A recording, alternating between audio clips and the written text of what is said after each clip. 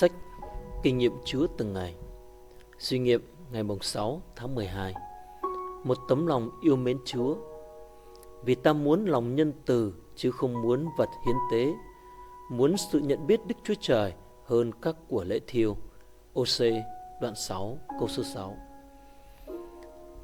Không có số lượng hoạt động nào thay thế được một tấm lòng ngay thẳng đối với Chúa. Qua nhiều thời đại, dân Chúa đã được thuyết phục rằng họ có thể làm đẹp lòng Ngài qua việc phục vụ và những lễ dâng của họ.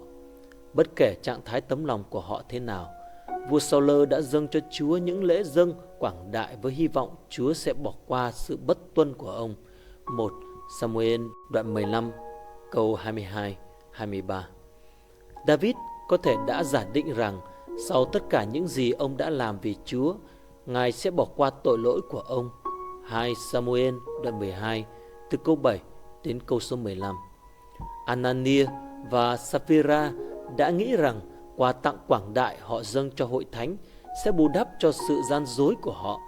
Công vụ đoạn 5 từ câu 1 đến câu số 11. Phao-lô chắc chắn là người đã nghĩ rằng lòng nhiệt thành của mình sẽ đập lòng Chúa. Tuy nhiên, sau khi cải đạo, ông đã kết luận rằng ngay cả khi ông có đức tin đến nỗi có thể rời non chuyển núi, đem tất cả tài sản của mình có ra bố thí cho người nghèo và hiến thân để chịu hỏa thiêu cho Chúa, nhưng lại có một tấm lòng không ngay lành, thì tất cả những điều ấy chẳng có ích gì.